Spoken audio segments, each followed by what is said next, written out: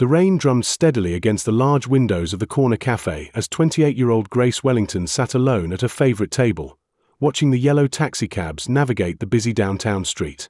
She wore a soft peach dress that complemented her long blonde hair, and despite the cheerful birthday cake sitting before her with its flickering candles, her expression held a profound sadness that seemed to deepen with each passing moment. Grace had been coming to this small neighborhood cafe for 3 years now, ever since the accident that had changed everything. The brick walls and warm lighting made it feel like a refuge from the world outside, a place where she could simply exist without the constant reminders of how different her life had become. Today marked her 28th birthday, and she had hoped that perhaps this year would feel different, more hopeful. Instead, she found herself more alone than ever.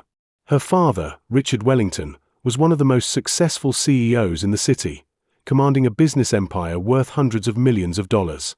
But his demanding schedule meant that even on her birthday, he was trapped in board meetings and conference calls that could not be rescheduled. Her stepmother had sent an expensive gift but was vacationing in Europe. The few friends who had remained in touch after her accident had sent texts and cards, but everyone seemed to have moved on with their busy lives while Grace remained frozen in time. The small birthday cake sat untouched before her, its cheerful decorations a stark contrast to her mood. Grace had asked the cafe staff to add candles, thinking that perhaps going through the motions of celebration might lift her spirits. Instead, the sight of the cake only emphasized how much had changed since her last real birthday celebration, before the car accident that had left her paralyzed from the waist down. As Grace contemplated whether to simply leave the cake uneaten and return to her empty apartment, she became aware of voices near the cafe entrance. A man was speaking softly to a young child, and despite her melancholy, Grace found herself glancing toward the sound. The man appeared to be in his mid-30s, with dark hair and a gentle demeanor. He wore a casual dark jacket over a white t-shirt, and his clothes suggested he was probably a working father rather than one of the business executives who typically frequented this upscale neighborhood. Beside him stood a little girl who could not have been more than 5 or 6 years old, with light brown curls and wearing a colorful floral dress that was slightly damp from the rain. Grace watched as the father and daughter found seats at a table across the cafe, noting how attentive he was to the child's needs, helping her with her jacket and making sure she was comfortable before settling into his own chair. There was something about their easy interaction that made Grace's chest tighten with an emotion she could not quite name. Not jealousy exactly, but a wistful longing for the kind of uncomplicated connection she felt she had lost. The little girl was chattering happily about something, her animated gestures bringing a smile to her father's face. Grace found herself drawn into observing their interaction, remembering how she had once been that carefree, that certain that the world was a safe and wonderful place where good things happened to good people. After several minutes, Grace noticed that the little girl had spotted her sitting alone with the birthday cake. The child whispered something to her father, who glanced in Grace's direction with an expression of gentle concern. Grace quickly looked away, embarrassed to have been caught staring and worried that her loneliness was too obvious to strangers.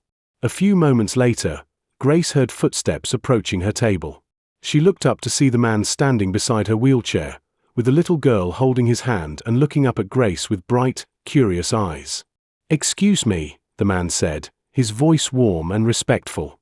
"I hope we are not intruding, but my daughter Emma noticed that you are celebrating your birthday alone. I am David Mitchell, and this is Emma. We were wondering if perhaps we could join you for a few minutes." Grace felt her throat tighten with unexpected emotion. It had been so long since anyone had approached her with simple kindness, without either pity or the uncomfortable awkwardness that her wheelchair often seemed to inspire in people. "I do not want to impose on your time," Grace said softly. "You probably have your own plans." Emma stepped forward, her small voice filled with the earnest sincerity that only young children possess. "Daddy says birthdays should never be alone. We do not have any special plans, and I love birthday cake.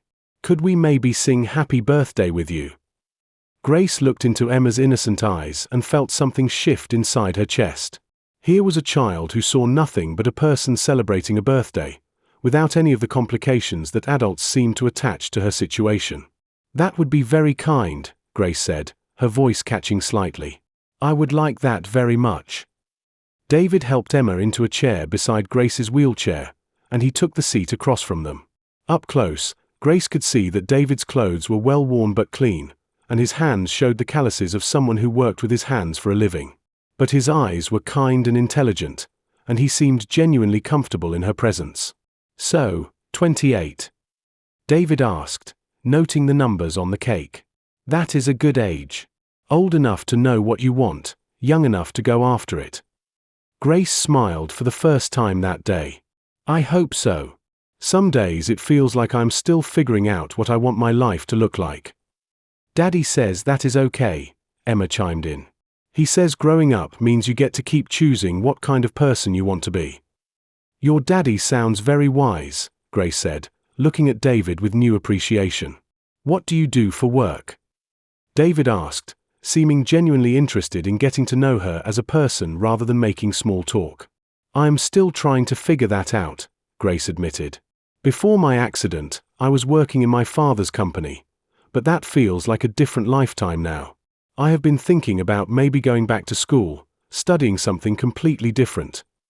"What kind of something different?" Emma asked, swinging her legs from her chair. "Maybe teaching," Grace said, surprising herself with the honesty of her answer. "I think I would like to work with children, help them learn and grow."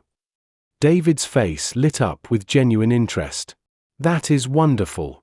Emma's teacher, Mrs. Rodriguez, is one of the most important people in her life.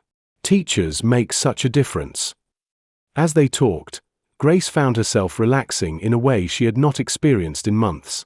David asked thoughtful questions about her interests and dreams without once mentioning her wheelchair or treating her as if she were fragile or limited. Emma entertained them with stories about her kindergarten class and her pet goldfish, and gradually Grace began to feel like a participant in life rather than an observer. When it came time to blow out the candles, Emma insisted that they all make wishes together. As Grace closed her eyes and made her wish, she realized that for the first time since her accident, she was wishing for something positive to happen rather than just wishing for her old life back. "What did you wish for?" Emma asked as the candles went out. "I wished for new friends," Grace said honestly, looking at both David and Emma. "That is a good wish," David said. "And I think it might already be coming true." They shared the cake and continued talking as the rain drummed against the windows. David told Grace about his work as a carpenter, how he had started his own small business after his wife died 2 years earlier, and how he was working to balance providing for Emma while being present for all the important moments of her childhood. Grace found herself sharing more about her own struggles and hopes than she had with anyone since her accident. There was something about David's quiet strength and Emma's innocent acceptance that made her feel safe to be vulnerable. "Grace," Emma said as they were finishing their cake, "do you want to be our friend? Daddy and I do not have very many friends either, and I think you are really nice." Grace felt tears spring to her eyes, but this time they were tears of gratitude rather than sadness. "I would love to be your friend, Emma. Both of your friends." David reached across the table and gently touched Grace's hand. "Emma is right. It would be an honor to be your friend, Grace. And if you ever want company for coffee or just someone to talk to, we would be happy to see you again." As the afternoon drew to a close, David and Emma prepared to leave. But before they went, Emma surprised Grace by pulling a small flower from her dress pocket, a daisy she had apparently picked earlier that day. "This is for you," Emma said, placing the slightly wilted flower beside Grace's plate. "Daddy says flowers make everything prettier, and I think you should have something pretty for your birthday." Grace accepted the simple gift with more emotion than she had felt over any of the expensive presents her family had sent. "Thank you, Emma. This is the most beautiful birthday present I have ever received." After they left, Grace remained at the table for a long time, holding Emma's daisy and replaying the unexpected gift of their company. For the first time since her accident, she found herself looking forward to tomorrow rather than dwelling on yesterday. 6 months later, Grace had indeed returned to school to pursue a degree in elementary education. David and Emma had become not just friends but the family she had not realized she was missing. David's gentle strength had helped her rediscover her own resilience, while Emma's boundless energy and acceptance had reminded her that disability did not define her worth or limit her ability to contribute to the world. On her 29th birthday, Grace celebrated surrounded by the new friends she had made in her education program, with David and Emma beside her as she blew out the candles on another cake. When Emma asked what she had wished for this time, Grace smiled and said she had wished for the courage to keep choosing joy, even when life felt uncertain. Sometimes the most profound changes in our lives begin with the simplest acts of kindness.